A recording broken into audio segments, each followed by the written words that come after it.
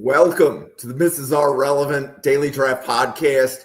If you hear fireworks, it's because we're doing this on July 3rd. So the long weekend is starting for a lot of people. I know my kids are on vacation. I'm sitting here podcasting. But Bill, it's the second straight night I've seen you. It's always good to see you. How are you doing? I'm doing great, Jim. Yeah, it's second straight night. For anyone who is curious, last night we talked IU and their NFL draft prospects. You can go check that out on the channel. But stay with us for some Browns and Seahawks team discussions. And I get to be in the saddle with EJ, who I feel like I haven't seen in forever. EJ, how are you, man? I'm good. I'm alive. I was traveling last week, so I wasn't able to get on the podcast. But yeah, I've been around. Yeah. So I think last week on Thursday was a mock draft. So it was actually the first mock draft of the year. So okay. it gave me a chance to use my simulator on a podcast. That makes me happy. So we are going to dive into the Cleveland Browns offensive scheme and defensive scheme. And then we're going to correlate it to what our draft grades were on the players that they picked. But EJ, from the outside, how would you describe the Cleveland Browns offensive scheme, specifically their run game? Let's start with their run game first, and then we'll flip over to the passing game. The thing is, I think they were a offensive scheme in flux because they really wet the bed on offense last year. So he's not sure what you can take away from all of that because it was a whole cluster. But from what I saw, they had Jerome Ford. I saw them running. He looked best in zone when they ran some zone plays, when they gave him some outside zone, because he's that type of running back. He can make one cut. He can get upfield. He has that type of speed. They typically were what the Browns were.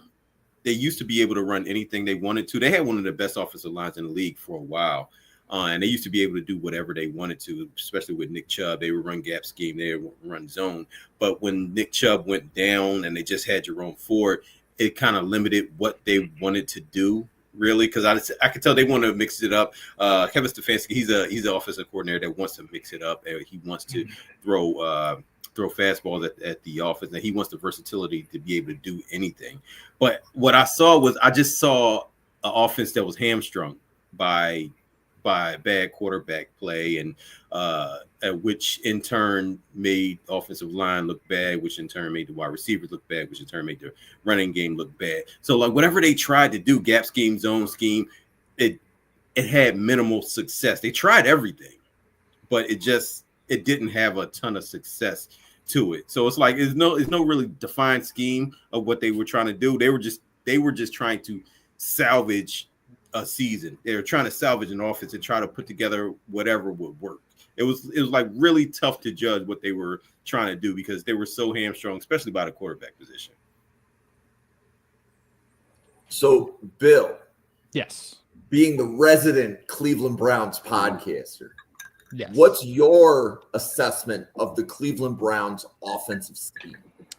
So EJ hit the nail on the head. This offensive scheme last year not only wet the bed, they wet the bed, lit the bed on fire, and threw the bed out of the window. They couldn't do really anything right. And part of that stems from their offensive coordinator, Ken Dorsey. He wanted to do more of a spread it out, open things up offensively, more deep routes. Yeah, Jim, from his time in Buffalo, the kind of offense he would run. The problem is Stefanski's offense is an offense that's rooted in West Coast schemes. This is a timing-based offense, stuff that's in the short and intermediate game, focus heavily on play action, use a lot of the outside zone and wide zone running to get the running backs going east-west and then a single cut and get north and south in a hurry. Problem is when you try to marry those two, they're two completely polar opposite offenses. So now you have offensive linemen that think they're supposed to, get left and right when they're actually supposed to get north and south. The good news is that good news for the Browns fans, bad news for Ken Dorsey and his friends and family. Ken Dorsey is no longer the offensive coordinator in Cleveland. It's now Tommy Rees. When you look at what the Browns were able to do in the past with Stefanski as a play caller, they succeeded well in that West Coast offensive arena, and where you can get your running backs running in a lot of heavy zones. So outside zone, inside zone, some gap schemes, power running, especially with Nick Chubb, but that wasn't really their style. It was a lot of zone running. This offense was also very heavily predicated in 12 personnel. So one running back, two tight end personnel. And I think we're going to see a lot of that come back this season with Tommy Rees at the offensive coordinator. Kevin Stefanski, by all accounts, is going to be the play caller, but Tommy Rees is going to come sprinkle in some things, especially in that run game, because when you look at what Tommy Rees did at his time at Alabama, especially with like Jalen Milroe, he added in a lot of RPO concepts and what I like to call gun runs. So that's running out of the shotgun formation into a wide zone, into an inside or outside zone to get the defense moving left and right. So they're not so static and stagnant to where they can stop them in the backfield. And EJ talked about Jerome Ford. The Browns went out and drafted 2 running backs in this class. Quinshawn Judkins, he's going to be your classic north-south single cut runner. And Dylan Sampson's going to be your speedster, get outside the tackles and turn it upfield, one cut and go. Yeah, so Bill, I'm glad that you hit on Judkins and Sampson. So EJ, what was your assessment of Judkins and Sampson during the draft process, and how do you think they fit in to what your assessment of the Browns' offensive scheme is? Yeah, I think I had Quinshawn Judkins as my running back 3 or 4. So I was pretty high on him. He's a guy where he has power and he has speed. Quinshawn Judkins got on our radar his freshman season at Ole Miss, and he was just lighting it up. But as the years went on, when he started out, he was more of a smaller scat back, a lot of speed and everything. As the years went on, he got bigger and he got stronger. So by the time he got to Ohio State, he was more of a power back, but he still has some of the speed that he had when he first came into college. So that size and speed is intriguing, and it's the fact that he runs with a certain level of aggression. Like he wants to run guys over, but he has ability to make guys miss, but he would rather run you over. I like that in my running backs. So I think he's going to fit perfectly. I mean, like that is going to be a very good 1-2 punch, Dylan Sampson and Quinshawn Judkins. Dylan Sampson I had a little bit lower on the board, but I identify him in summer scouting. This is a legit track kid, legit track speed. He's got breakaway speed. If it's blocked up for him, it's going to the house. He is he's not more of a stop-start runner. He's more of a weaver in traffic. Like if anybody that rides motorcycles, you know that in order to change direction, you have to lean and you have to weave through traffic. That's how he runs in open space. He leans and he weaves, and he's able to get through creases in the defense. And then once he hits open field, he's gone. So that's going to be an excellent thunder and lightning tandem right there. And they both are no slouches catching the ball out of the backfield either. So I think they're going to be excellent. I think starting off, like with the issues at quarterback that they have, I think starting off, you should feature the running game. This year, feature all 3. You can have a three-headed monster if you want to, but going forward, Quinshawn Judkins and Dylan Sampson, that should be the focal point of your offense. So, Bill, do you think Cleveland will have enough leads to feature a running game? So the big thing is it's if they get the ball first, if they win the toss and receive, they could run the ball and take 12 minutes off the clock in the first quarter and then score. And now out of the first quarter, it's 7-0. This offense that Kevin Stefanski runs is not built to score points in a hurry. It's rhythmic. It's timing based. We're going to, 8, 9, 10 play drives. And we're going to go just like a metronome on a piano. You could set your watch to it. So it's not built to be a shootout offense, which is concerning in the NFL, where a lot of teams like to score a lot of points in a hurry. But as we'll talk about in a little bit, the way they've built their defense kind of marries the two together to be able to hold teams from scoring 30 to 35 points. Okay. So one other Cleveland offensive draft pick is Harold Fannin. So, EJ, How do you see Harold Fannin fitting into the Browns offensive scheme, and what was your draft assessment of Fannin? Fannin was coming into the draft. I thought Fannin was a decent, more of a I thought he was more of like a H-back type of tight end because he's not really that big. A lot was made of like his athleticism as a receiver. I don't think it was like natural athleticism per se, but he does have some straight line speed. He does have a little bit of wiggle to him. I don't think he's just like some outstanding athlete, but in his role as the second tight end, when they do 12 personnel, we got him and Njoku out there. That works. Because you can make either one of them your inline tight end, and you can make them either one of them your slot tight end. So now you're blurring the lines between 11 personnel and 12 personnel. I think he fits right in. You're not asking him to be any type of leading receiver. You're just asking him to be an addition to what they're already doing. So that's where he's going to be dangerous, because now you're getting defenses that aren't really accounting for you, not really have you in the game plan, and that's when Harold Fannin can really hurt you, because he can run after the catch, he can catch balls down the seam. So he just makes your 12 personnel that much better. And he gives them like another weapon in the passing game. Whoever the quarterback's going to be, Joe Flacco, Kenny Pickett, Shedeur Sanders, whoever it's going to be, I'm confident in the fact that Kevin Stefanski can scheme up point and shoot plays for them. So he can scheme up a play for Harold Fannin, whether it's one of those split zone screen plays, or whether it's just a regular seam play, or just a simple stop route against zone coverage. He can do that, and he can get yards after the catch that way.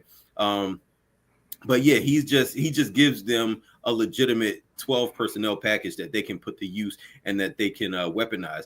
And not to mention, you can put him. I think he's that type of guy. You can put him in the backfield and run some 21 personnel with stuff with him as well. Kind of use him as more of a fullback or traditional H-back. So he gives them versatility, and he gives them extra options that they didn't have last year. So, Bill, how about you? What was your final grade for Fannin? I know early on in the draft cycle, I think I remembered you being really high on him, but I don't know where he ended up on your board come draft day.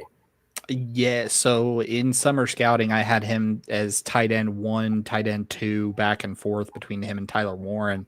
And on draft day, he ended up as my tight end 5, still a top 40 player.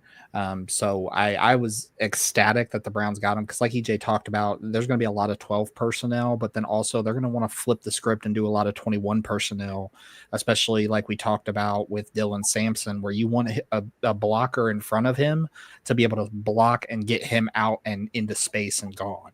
So I think that, and then also the fact EJ talked about it a little bit, the fact that they're going to ask Fannin to be more of a power slot tight end, he has some wiggle and some athleticism. He's not a statue, but if you're asking him to match up with a linebacker or a safety, he can beat a lot of those guys athletically. So now you have a free open weapon that Kevin Stefanski can say, okay, I'm going to hit him on a crossing route. He's going to cross the field and just take it and go to the house. So not only that, this was also one of the youngest players in the entire draft. So he is at probably the bottom of his developmental curve, and all arrows are pointing up for Harold Fannin. Okay. And then we would be remiss if we didn't also talk about the fact that Cleveland drafted 2 quarterbacks. I did not have Dylan Gabriel round 3 on my draft bingo card. Shedeur Sanders, I don't know that I had Shedeur Sanders day 3 on my bingo card either. But EJ, what was your assessment of Gabriel and Sanders on your draft board? How do you see them fitting into Stefanski's offense? I thought Dylan Gabriel was, a perennial backup player. I didn't see starter upside. When I look at quarterbacks, I judge whether they can be starters, whether they can be starters and play at a high level, or whether they can be traditional backups. I thought Dylan Gabriel, with the size limitations, I mean, he has all the intangibles and everything like that. I think his physical limitations, I think, make him a backup in the league for the majority of his career. I think he'll just be a backup, which is fine. He can play 10, 15 years like that. In Kevin Stefanski's scheme, it's relatively easy on the quarterback. So I believe Dylan Gabriel will have success. I think he'll be I think if you need to win 4 games and your starting quarterback goes down and you need to win 4 games with him, you'll win 3 of those 4 games. I think he's that type of guy. As far as Shador, I thought at worst, I thought maybe he was a second round talent. But what I think with Shador is teams just don't like the guy.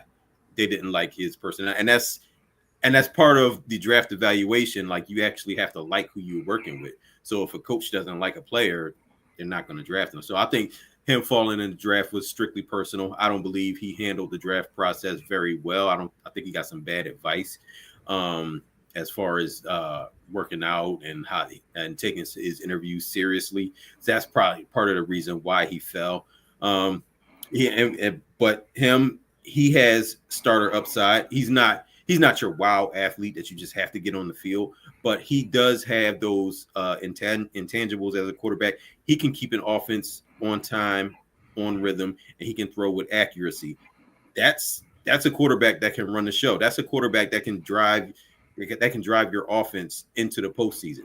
So he has that type of ability. It's just that all the things around him, that needs to go away. All the stigma, the speeding and all of that has to go away.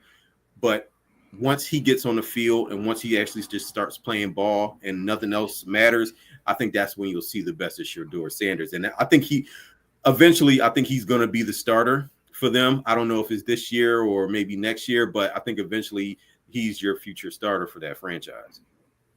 Yeah, I'll echo that. I think Shador Sanders is Exhibit A, that you don't deviate from the NFL's draft process. Mm-hmm. Right? It doesn't matter who your dad is. If there's a draft process, meaning you hire an agent, you go on interviews, you prepare for interviews. I think Shador Sanders is Exhibit A, that you have to do it the NFL's way. They're not going to do it Shador's way. Exactly. Bill, yes. How do you handicap the Browns QB room? Yep. And before I get into that, I will echo what you said. The biggest thing, and EJ talked about it, is he got bad advice. He didn't really have the agent telling him, hey, knock this off, stop doing it. And I think it's Exhibit A, but I'm curious to see how we're going to transpose that into the future with Arch Manning, whether he comes out this year or next year, and obviously the Manning family and how they choose to approach it if they try to be bigger than the Shield. But when you're looking at the Browns quarterback room, you have 4 quarterbacks. You have Joe Flacco, Kenny Pickett, Dylan Gabriel, and Shador Sanders. I'm not going to name redacted here because I don't think he's going to be on the team much longer. The only reason he's still there now is cap constraints. But the big thing that Stefanski asks his quarterbacks to do is play with timing and anticipation and throw with both of those. He doesn't really need a big rocket arm. He doesn't really need to be able to throw the ball 60 or 70 yards. This is a guy in Minnesota. His best quarterback was Kirk Cousins, who has an arm, can make the NFL throws, but you're not going to confuse him with like an Anthony Richardson or a Josh Allen arm. So a lot of the throws that you're going to ask to make, the ball has to be on time. It's just like a bus route. If the bus says it's got to be there at 10 a.m., then that ball needs to be out of his hands by 9:58. That's what you're going to ask these quarterbacks to do. You also would like the quarterback to play with a little bit of mobility, to be able to get out of the pocket, especially on bootlegs and play action rollouts. He doesn't have to take off and run it, doesn't have to scramble. If he can, that'd be great. But that's not the game. The game is, hey, turn your back to the defense, fake the run. When you turn around, process what you see and get it out quickly. If I had to handicap it today, I would say, based on what we see, Kenny Pickett, Dylan Gabriel, Shador Sanders, and Gabriel and Sanders are 2A, 2B, and then Joe Flacco. And the reason for that is Pickett, Gabriel, and Sanders have that mobility. Flacco at 40 years old doesn't really have that. Yeah, and it wouldn't surprise me if a QB goes down somewhere around the league, that Flacco is the player that team trades for. Right? Like, for example, Josh Allen goes down in Buffalo and, like, knock on wood, we don't want that to happen. Do I want Trubisky or do I want Joe Flacco? Like, there's something that goes through my mind there that says Flacco's had several deep playoff runs in his past. Right. So there's a part of me that just says if a QB goes down somewhere. Yeah, he can still play a little. So, like, if a team is desperate for a quarterback, they'll probably have to give up a draft pick to Cleveland in order to get his services. Yeah. Okay, so let's pivot to the Cleveland defense. Bill, how would you describe the Cleveland Browns defensive scheme? So their defensive scheme is a wide 9 defense that's very attacking oriented. And the essential part of that is your defensive ends will line out as far as humanly possible to basically wrap the tackles around. And that's going to force the quarterback and the running backs to push upward. So step up in the pocket, come through into the waiting arms of the defensive tackles. Their job is to penetrate the middle of the offensive line, shoot gaps, and get in the middle. Your linebackers, their job is to go sideline to sideline and also north and south. So penetrate through a gap, get sideline if somebody escapes the containment around the outside. On the back end of the defense, this is a secondary that is going to live in man coverage and press man coverage to be able to tie up the receivers long enough for those defensive ends, the Myles Garrett, to get home. They're not built to, cover for long periods of time. They're also not built to cover in zone coverage. They can play in zone as kind of a curveball, but they're going to live in man-to-man and press man coverage and say, if you're going to win, if you're going to beat us, you have to do it by separating. Yeah. So, EJ, how do you see the Browns defense? Jim Schwartz has been running the same defense since 2017 with the Eagles. Just like Bill said, they play wide 9 up front. They play single high coverage in the back, and he runs his defense as if he's saying, we're better than you. You got to beat us. That's how he runs his defense. Everything starts with pressure up front. That's where Jim Schwartz wants to win. That's why he has the wide 9 defense, which is excellent for Myles Garrett. He can win on that all day long. As far as your linebackers, you need your linebackers to be able to be a little bit more athletic, cover a little bit more space, because your defensive line is shooting gaps, so you are leaving gaps open to where offensive linemen can climb up to the second level. So your linebackers do have to have some type of athleticism. That's why they went and got Carson Schwarzenegger. I think he's going to fit right in. Jordan Hicks, a linebacker that Jim Schwartz had back in Philly. He's very instinctual, very good middle linebacker. He's going to be fine back there. And you got cornerbacks that's built to beat up wide receivers in Martin Emerson, Denzel Ward, Greg Newsome. They're man coverage, physical cornerbacks. They can live in that defense. That whole defense is built to a T to what Jim Schwartz does. So I think that defense is going to be very key to keeping the score down, which allows the Browns to run the football throughout the game. If everybody stays healthy, I mean, you're going to get like it was like 2 years ago when the Browns had one of the best defenses in the league. Not much has changed since then.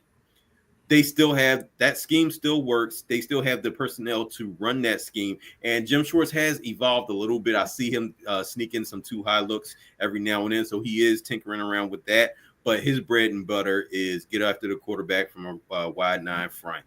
We're going to play single high coverage on the back end, and we got the players to do it, and we dare you to beat us. That's what he does. And it works. Yeah. So I didn't realize that all three of us have Jim Schwartz in common. Mm-hmm. Jim Schwartz was, I remember getting the text, Buffalo has fired Jim Schwartz. They did that when they hired Rex Ryan. Mm-hmm. And Buffalo's defense was top 10, even though their offense under whoever that head coach was, I don't even remember whether that was Chan Gailey or whoever, was terrible. But that Bills defense had Mario Williams and Jerry Hughes on the edges. Those were the wide 9s. That did it. Schwartz started in Tennessee, and he had Javon Curse doing wide 9 stuff then too, right? Mm-hmm. Yep. Yeah. That's so right. like we need to talk about the edges for Jim Schwartz, it's like that's a whole nother podcast. Yeah, he makes edges famous because his defense is catered towards the edge rushers getting sacks. So he makes it like defensive linemen, they love playing for Jim Schwartz. Yeah. And like I agree with what you said. Like it's an attacking defense. And I mean, I just quoted, Sean McDermott's been coach of Buffalo. I think he's entering his 9th season. Rex Ryan was there for 2 years. So we're talking about a defense, a Schwartz defense, that for at least the last 11 years has succeeded the test of time. Yep. You don't need to adjust too much of that scheme. You just have to get the players to make it work. That's what it is. Yep. Right. Yep. And we saw it last year in Cleveland. The one reason it doesn't work is it's not built to go long periods of time. If your offense is consistently 3 and out, 3 and out, 3 and out, 3 and out, 3 and out, 3 and out, turnover, 3 and out, eventually that defense is going to wear down, and it's dependent on the health of that defense. You've got to have a hockey line at the defensive end spot and the defensive tackle spot to be able to say, okay, Miles needs 2 snaps off. We're going to throw Alex Wright out there. Oh, Alex Wright needs a couple snaps off. We throw out Isaiah McGuire. Oh, he needs a couple snaps off. We'll throw out Mike Hall. We'll throw out Mason Graham, who was the 5th overall pick and an absolutely perfect fit for this defense of what you're going to ask him to do in terms of penetrating and getting upfield and shooting gaps. So that's probably the one thing that I would love to see the Browns do. And we'll see them go back to it. If they run the ball, wear the clock down, it keeps the defense fresh, which allows them to attack consistently. Yeah, and we definitely want to talk briefly about Mason Graham. EJ, where was Mason Graham on your draft board, and how do you see him fitting into a Schwartz defense? He fits perfectly. I had him. I think he was my top-rated defensive tackle. I think he was. But he fits. He's not that big space-eating defensive tackle that's going to be your nose tackle. He's more of a 3-tech, shoot the gaps, uses athleticism, uses quickness, uses power to get after the quarterback. That's why he fits perfectly in what Jim Schwartz does. He's a guy he's going to give you technique. He's going to win with as much athleticism as he will skill and technique. He knows how to use his hands. He has a good upfield burst. But yeah, he really impresses me with how polished he is as a player. I don't think he's a guy that is going to, if he gets blocked, he's not going to stay blocked. He's not going to sit there and just stay on the block. And he gives you that effort against the run and against the pass. He's not just showing up for the pass rush snaps. He's giving you that effort against the run and the pass. So I think he's close to being a complete player. Okay. So, Bill, final word on the Cleveland Browns. Like, can you convince me that they're going to be drafting 11th or lower? Or are they drafting in the top 10? So I predicted it before the start of the season. I think this is a 7-win team as it's currently constructed. You could convince me anywhere between 5 and 8 wins. Any higher than that, then that means either Dylan Gabriel or Shedeur Sanders completely takes off in this offense and shows up and shows out as a rookie. I think this is a 7-win team. You're probably looking at one of those 2 rookie quarterbacks next year being the starter heading into camp. Maybe you sign a veteran to compete with them. The good news is, and we don't talk about it enough in the Mason Graham deal, they did also get Jacksonville's first-round selection. So you have 2 first-round selections next year to either A, supplement the rookie this year, so either supplement Shedeur Sanders or Dylan Gabriel, or B, you can still supplement this offense and go get your guy in a class that's looking to be significantly deeper. Okay, so let's pivot to the Seattle Seahawks. So we were supposed to do the Seahawks a few weeks ago, and we just spent the entire hour talking about Atlanta, and that's just the way the podcast goes sometimes. But EJ, how would you describe the Seattle Seahawks defense? Seahawks defense, they defense court. Well, actually, the head coach Mike McDonald, he came from Baltimore, so he's from that type of tree. What he did in Baltimore, he came in and took over when he was a defensive coordinator at Baltimore. His scheme is he likes doing multiple fronts. He likes to do. He likes moving pieces to keep the offense guessing.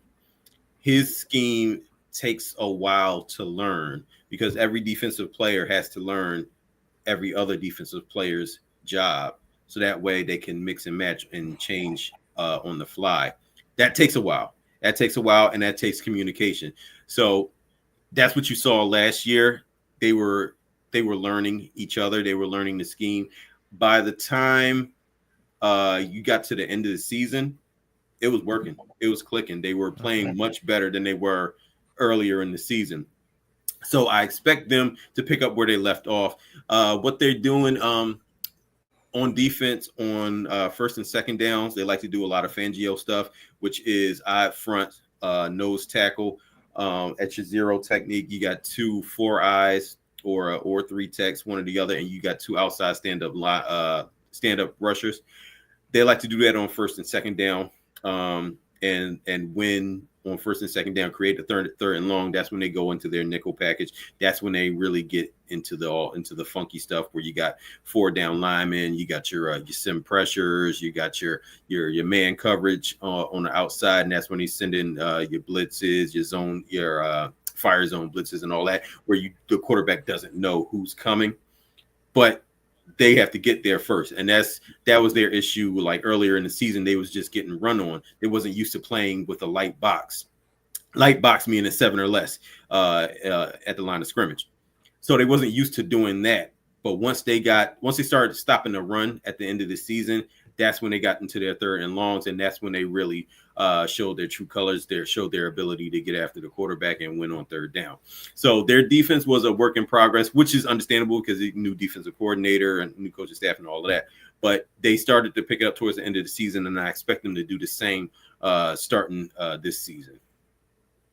So, Bill, how about you? How do you see the Seattle Seahawks defensive scheme? Yeah, so like EJ hit on it, the base defense in this is going to be a 3-4, 3 down lineman defense, but they'll rotate out in a myriad of coverages to 4-3. You can even see some 4-2-5 on this defense. The big thing, you're going to see a lot of post snap rotation in this defense. You're going to start with a single 2 high safety look, and the moment the ball's snapped, one safety drops into coverage, one safety drops down into the box, one safety even is a delayed blitzer. The big thing is that linebackers and safeties on that back end are crucial to this defense. We saw Mike McDonald with what he did in Kyle Hamilton in Buffalo. The safeties, they rotate heavily throughout this offense. You've got to be able to go from a box safety to cover the deep third of the field to be a single high safety and back and forth in a triangle. Linebackers, you either need to have them drop into a delayed zone. You need to have them blitz the quarterback. You need to have them shoot a gap. You're going to ask them to do a multitude of things. This defense's responsibility is going to be to disguise what you're seeing pre-snap. And the moment that ball is snapped, throw you into a confusion and make you feel like you're Sam Darnold seeing ghosts. Like I just saw cover 2 and now I'm getting blitzed by 7 people. That's what Mike McDonald's defense is intended to do. And if we look, Seattle had a lot of draft capital and they had a lot of draft picks. Only 2 of the 1, 2, 3, 4, 5, 6. So only 2 of the 11 draft picks were on defense. EJ, what was your assessment of Nick Emamori and Riley Mills? First Riley Mills. I don't think he's a star per se, but he's going to be an excellent addition just by being a solid professional there. He's going to be your 4-eye, your 3 technique. So he's that guy that's going to play on first and second downs. He's going to hold up the run. He's going to hold the line of scrimmage. He's just going to be that worker for you, that blue collar type of player. That's what he was over at Notre Dame. Even though his athleticism suggests that he may have a higher upside because he's another one of the freaks list guys. But as of right now, what he is more of a blue collar player. Not a whole lot of pass rush, but a whole lot of strength to hold up against the run. A lot of strength to clog up the gaps. So I think he's just going to be a solid player along that defensive line. Nick Emamori, he is an outstanding straight line athlete. That's the thing with him is if you get him going north and south, you see the ridiculous speed, the long stride length at that size. The thing about him where he looks a little bit more average is when you ask him to change direction and move laterally. That's where he can get as far as coverage wise. But if they put him, he played closer to the line of scrimmage at South Carolina, and that seems to work for him. He's more of a player that you want to point and shoot. You want him just attack that gap, attack that ball carrier. You want him to see ball, get ball. Use him more like a quasi linebacker because he has the size to do it. I guess ideally they would want to use him in that Kyle Hamilton role, to where he's that big nickel player where he can drop into coverage as well, and then he can just attack the line of scrimmage whenever he sees fit. That is probably what his upside is. I think he can do that. I don't think he can do that year one, but he just needs to be in a position to where he can use his linear explosiveness to his advantage. I want him playing forward all the time. I don't want him backpedaling a whole lot. I don't want him. I don't know if I trust him in man coverage against tight ends unless he's gonna get away with being real handsy. But I want him playing top down mostly. I want him triggering on what's in front of him. That's where you see he's special at. That's where he's going to make plays at. But yeah, he's a excellent player, excellent athlete for the position, excellent size. So if he's used correctly, he can be a very, very good player. And Bill, how about you? For Mills and Emenwari, how do you see them fitting into the Seattle defensive scheme?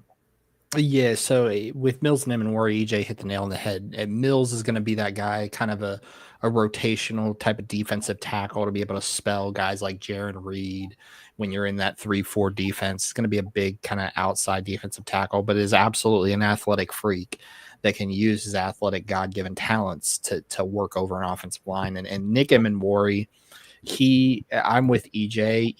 He has straight line speed, but when you get him going in different directions, it looks a little bit disjointed, a little clunky, a little slow.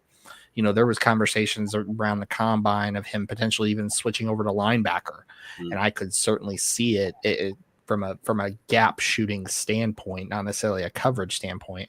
I think if you're gonna use Nick Emenwari in a Kyle Hamilton role, you've got to have it in a 4-2-5 kind of coverage where you have a couple of cornerbacks and a couple of safeties that can help him out and know, hey, I've got 4 guys on the back end that are covering. I can just attack. I can see ball, get ball. And I liked Nick Emenwari. He was my safety too, kind of like a Derwin James comp, just because Derwin James kind of the same thing, although he's a little bit more athletically side to side than Nick Emenwari was. But that same kind of, shoot the gap, attack, see ball, get ball. That's kind of what we should come to expect from Nick Emenwari in Seattle this season. Okay. And the Seattle offense. This, to me, is going to be a long discussion. That's why we saved it for last. EJ, how would you describe the Seattle offense under first-year coach Mike Macdonald?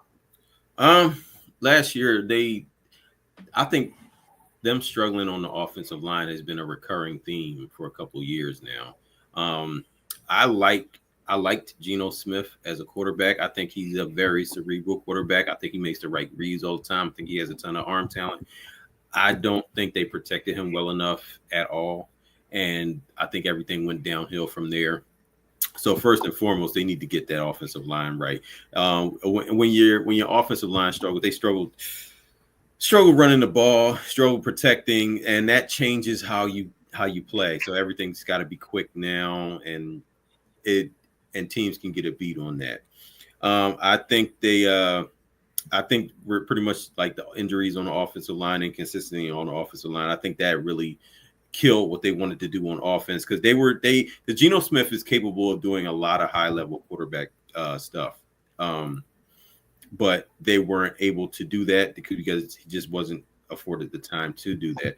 Kenneth Walker, I think he's a very talented running back, but he can't really get off because, he's got free rushes running at him every time he touches the ball.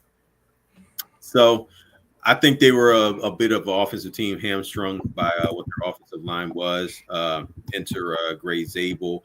You get another younger player in Oluwatimi. He's a bigger center. I like him playing at center. And basically, you need you guys healthy. That's what they need. They'll be able to get by some with Sam Darnold. But basically, they need to get their offensive line straight. They'll be able to. They have weapons on the outside. Jackson Smith and Jigba. Cooper Kupp still has something left in the tank. Player I like, Torrey Horton. I think he's going to be an eventual starter there. They got Marquez Valdez-Scantling there to stretch the field. I think eventually he'll be supplanted by Ricky White. So I think they have weapons there. They also have Elijah Arroyo there. I think they have weapons.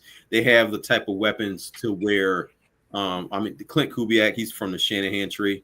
So you're going to see an offense like the 49ers run. That's why you look at all the offensive skill players I mentioned, they all run after the catch. That's what Shanahan likes to do. So I see the plan there. The plan is going to be nothing like it was last year. So pretty much that got scrapped. But you see the vision. You have they're gonna get the ball out of Sam Darnold's hands quick. They're gonna say, hey, throw the ball right there. Let this guy do the work. That's what the plan is. Just make Sam Darnold a point guard. Let him point and shoot and hit whatever target and let them do their damage after the catch. That's exactly what the plan is. If their offensive line can hold up, it's a good plan and it will probably work. But the thing about with the offensive line is it's a big if. And Sam Darnold is also a big if because he's like a ticking time bomb. You never know when he's going to get blown up because he's not going to give you a whole season of high level play. You just hope that his worst game doesn't come in the playoffs. So, Bill, how do you want to describe the Seattle offensive scheme? So the big thing is we talk about Clint Kubiak. He's going to be the Seattle Seahawks offensive play caller. It's important to note that Kevin Stefanski, who we just talked about, and Clint Kubiak were both on staff in Minnesota in 2019. Stefanski, the offensive coordinator, Clint Kubiak, the quarterback's coach. And then obviously Gary Kubiak took over for a year in 2020, and then Minnesota in 2021 had Clint Kubiak. So you're going to see a lot of similar schemes from Cleveland to Seattle, kind of like a wide zone based offense. The big difference is you're going to see a lot more motion in Clint Kubiak's offense than you would in like Kevin Stefanski's in Cleveland. You're going to see a lot of jet motions. You're going to see a lot of snaps. The other big thing is you're going to see a lot of deep throws on max protection. So you're going to see everybody staying into block, keep him clean, and throw the ball.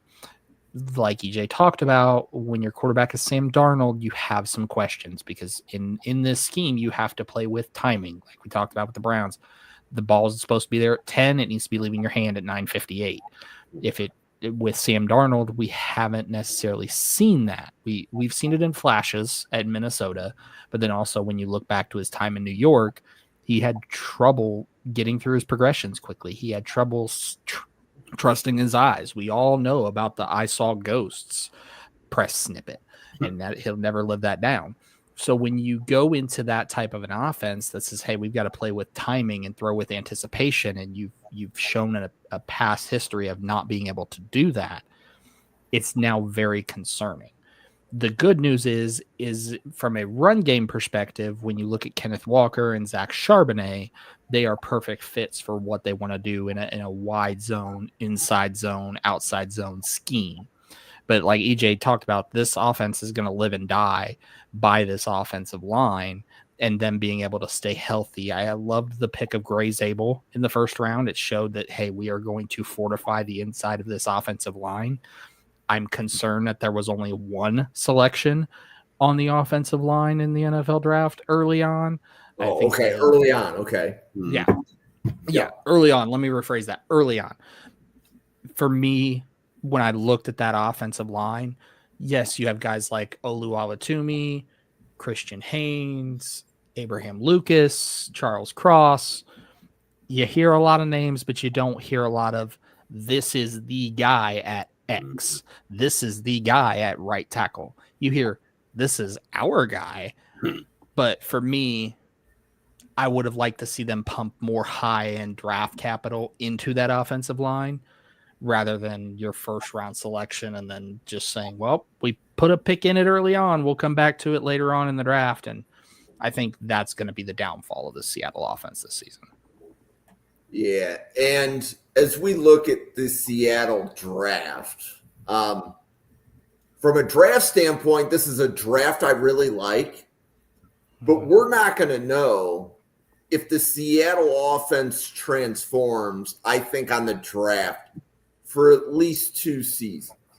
Yep. Right? Like at the end of the 2026 season, that's when we're going to know, did Arroyo stay healthy? Right? Because I don't know that he's played a full season of football in a long time. Yep. Right? Other offensive draft picks they had, wide receiver Torrey Horton. At one point, Torrey Horton medically retired and then came back, right? Yep. So I'm noticing a theme with their top 2 skill position players, right? Yep. They drafted a fullback. Their favorite pick of mine is running back Damian Martinez from Miami, and they got him in round 7. They also got Ricky White in round 7. And I actually think the Martinez and the White picks may actually be the best offensive skill players they get out of the whole draft. White, from a special team standpoint, he could be on the team for a really long time, and he's not a factor on offense. He's just playing team. But EJ, what's your assessment of the Eagles draft, or Eagles, excuse me. Seahawks. Different bird. Sorry about that. Of the Seahawks draft on offense and how it fits into the scheme. I guess the key to this whole draft is probably Jalen Milroe. If he hits, then your entire draft class works. If he doesn't hit, then you just got a couple of guys that are role players. But as far as what they want to do on offense, I think Torrey Horton is a fit if healthy. I think Ricky White is a fit if healthy. Gray Zabel is a good start at offensive line. They probably do need a little bit more unless they can coach their guys up.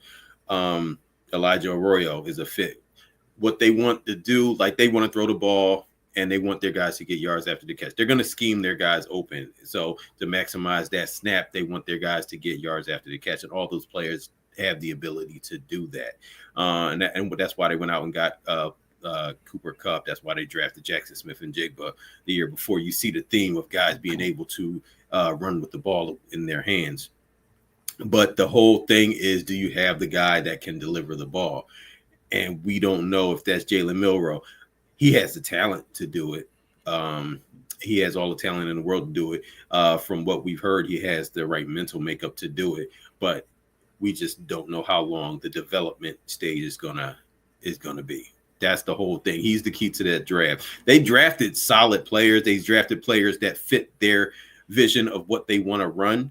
So they're sticking to what they do. So it makes sense. All their draft picks make sense. But in order to elevate all of their games, to elevate that entire draft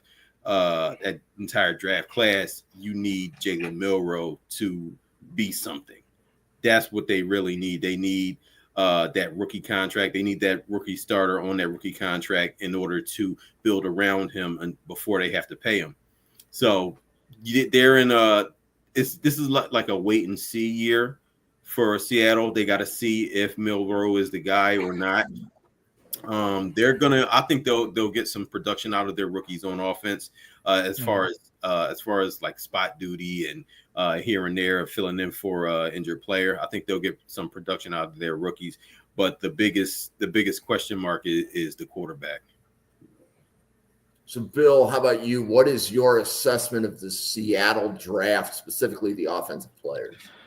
Yeah, so when you look at this team from an offensive standpoint, EJ hit on it. This team's going to live and die by the pick of Jalen Milroe, because yes, you have Gray Zabel that you put in at left guard, and you have wide receiver talent that you've added in Torrey Horton and Ricky White, and we also have to talk about Ricky White had medical concerns too. He was a smaller frame guy. He had ACL issues, so being able to stay healthy, and then you take Damian Martinez, who is a guy that was a good pick for them in round 7.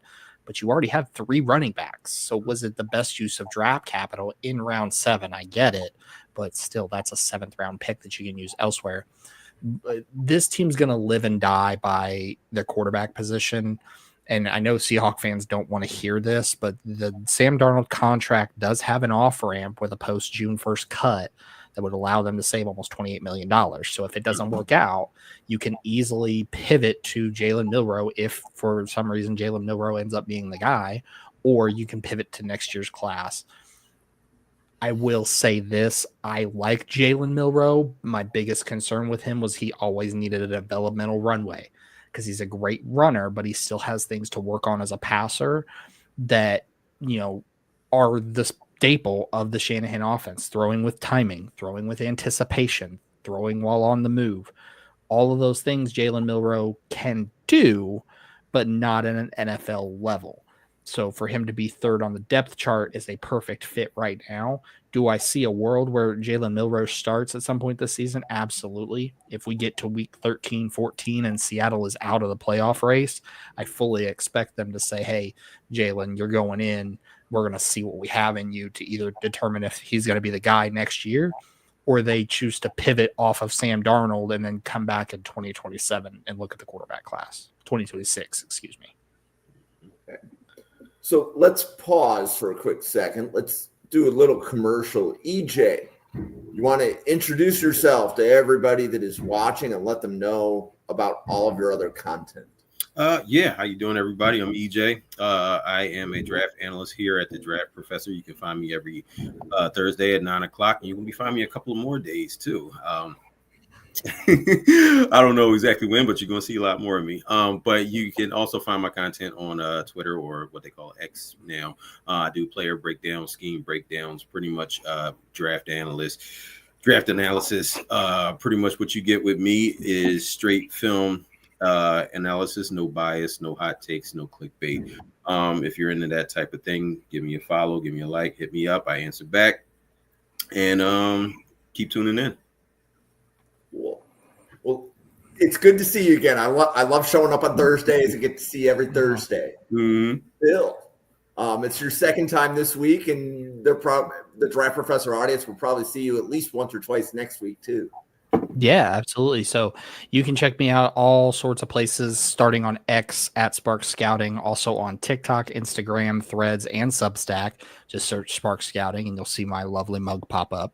Also a writer and analyst for the Right Way Sports Network. That's TWSN.net.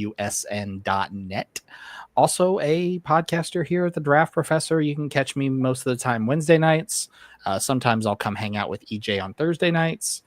Next week, you'll see me on Friday nights with Durst and Anthony talking quarterbacks. And then you'll also see me with a cavalcade of other characters as we move through the summer. Owen, Newt, and many others that Jim's got planned for you. In addition, I know he's not going to say it, but I will. Make sure you go check out Jim's simulator at draftprofessor.com. It is the best draft simulator out there. I was not paid to say that. I am saying it of my own free will and volition. Jim, where can the people find you? Yeah. So I'm right here at NFL Draft Fanatic. No, I am Fanatic. You'll see me on Twitter. You'll see me on YouTube.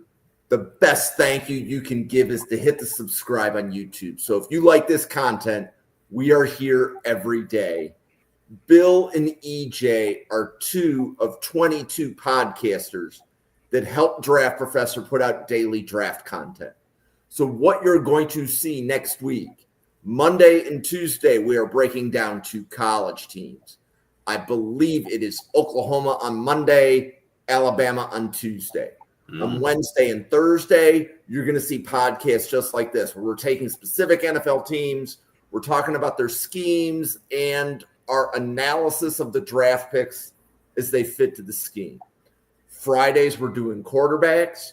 And then if that's not enough, if you watch this 4th of July weekend, Brian Maffey has recorded his top 20 at wide receiver, corner, offensive line, defensive tackle, and edge. You will see those podcasts air throughout Friday, Saturday, Sunday. And if that's not enough, go over to Spotify. And most of our podcasts get loaded to Spotify. If you want to listen to us, you need something to put you to sleep. You want to subliminally learn about the draft while you sleep. We have podcast content coming at you nearly every day. And as Bill said, I have a draft simulator, and this is the 4th year for the Draft Professor Simulator. This year, it's pretty big. The changes coming are pretty big. I have the video from my developer. An analyst can take their spreadsheet, and from the spreadsheet, you're going to get a graphical display of your scouting report. Ooh. So my developer has that working. It's only been deployed to her site. It hasn't been deployed to mine yet, but I've seen the video. I'm getting excited. So this is I'm like a little kid. I'm getting a new toy. And when I get the new toy, I am definitely going to show it off. So a lot of changes coming to the website. The draft simulator is up. It's running. There's approximately 500 players in our database. Bill's board of 450 plus was instrumental in making the board for Draft Professor. And I look forward to, if you have a player that's not on our simulator, tell us, because we're probably going to talk about the player live on a podcast. So if there's a player we don't have, we want to know about him, because we're going to talk about him. We're draft professors. That's what we do. So let's take a few minutes here and let's finish up Seattle. EJ, if you had to handicap Seattle, what's your, let's say, middle pick? And then if Sam Darnold plays out of this world, how good do you think they could be? All right. So if Sam Darnold hits the best possible outcome of his quarterback play, I think Seattle can be a playoff team. I think their defense is going to be pretty good. I think they're going to be able to run the ball. If Sam Darnold can actually play at average to above average, I think they can compete for a wild card. I think they'll actually be able to steal a wild card and maybe get into the playoffs. Worst case scenario, Sam Darnold is Sam Darnold, and they just, they teeter on the brink of 500 and wind up collapsing, or injuries hit and everything falls apart again. But that quarterback position is the key. Everything else is pretty solid. I wouldn't say spectacular, but it's solid. But you need something to push them over the edge. Usually that's the quarterback position, but I don't know if Sam Darnold can do that. Maybe coaching makes up for that. He will. I think he will be playing in a more quarterback friendly scheme. So I think he's going to give you average play, competent play at the quarterback position. And I think really that's all they need, because I think their defense and their running game is going to keep them in games. So I think they're like a borderline wildcard playoff team. So, Bill, how about you? What is your Seattle season prognosis? Yeah, so I'm with EJ. I would say, if you're going to put a stamp on it, this Seattle Seahawks fans should expect to pick somewhere between probably the 10th overall selection, and that's if Sam Darnold bottoms out, this team looks rough, they turn to Jalen Milroe or Drew Lock early on. Yep. And the middle road, probably somewhere between 16th and 17th, just right outside the wild card. And in a best case scenario, early wild card out. So probably somewhere around 20th, I would say. So between 10th and 20th is probably where you're going to live this season on the draft order for a Seahawks fan. Okay. And I was about to say, Seattle to me is a perfect mid team. I was going to go between 10 and 20. Yep. Now, here's a couple things, like, as I'm assessing Seattle. the Rams, the 49ers, and the Cardinals, none of those teams are perfect, right? Like, I look at those teams, and I think the Rams have every reason to believe they can make it to the NFC Championship game. Mm-hmm. But the Rams were also a Matthew Stafford regression away from picking in the top 10. Mm-hmm. Like, if Matthew Stafford is not the Rams quarterback, I don't see a world where they're going to win like more than 5 games. Right? Like, that's not a roster that could carry a backup quarterback. Mm-hmm. Right? Whereas I actually think Seattle, because they run the ball, and this defense could carry a quarterback. That's why they're going to be mid. Mm-hmm. Like, the defense is going to win them enough games to not pick in the top 10. As Bill said, they're going to pick between 10 and 20. So that, like, it's funny how you were saying that, Bill, and I was getting ready to tee up, and I'm like, well, Bill took my take. Yeah. But no, like, that's the same way I see them. But I think Seattle can win this division. I think Seattle can win this division even if Darnold is not their quarterback. Because if Stafford goes down, I'm not sold on the 49ers offseason. Like, I'm not saying that it's bad, right? I mean, they have Kyle Shanahan, they have Brock Purdy, but San Francisco has some players that are up there in age. So the players that San Francisco is relying on are closer to 30 than you might like. Yeah, they had to do a lot of reloading too. They lost a lot of guys too. Yeah, and then you have guys that are old and injured, like Brandon Ayuk, Christian McCaffrey, George Kittle, Trent Williams. Are they going to make it through a full 17-game season? Yeah, so I see a world where Seattle, even without Darnold playing well or even playing, wins the division. Right, and I believe if you win the division, I think your worst draft pick would be 20th. Right, I believe the 20th. Yeah. If you pick 18 or 19, you're not in the playoffs. But if you're picking 20th, you're in the playoffs. Yeah. So, like, that's how I see Seattle. Like, they could be that division winner. Now, that doesn't mean I think they would fare well if they had to play the Philadelphias of the world in the playoffs. Yeah. Or the Lions of the world in the playoffs. Yeah. Ooh, but I would be, if I'm a Seattle fan, I would be optimistic. I mean, I like the draft. It's going to be very difficult to assess this draft, especially on offense, until there's 2 years played. Because you want to see how Milroe does. There's a lot of skill position players, and skill position players are dependent on their quarterback play. Yeah. But I do like the draft. So, EJ, any parting words in Seattle? Pretty much pray you can protect that quarterback and pray he just plays within himself and doesn't see any more ghosts.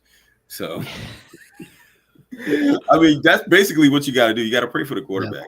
Pray you can protect him and play that he plays at an adequate level. If they can do that, then sky's the limit for you.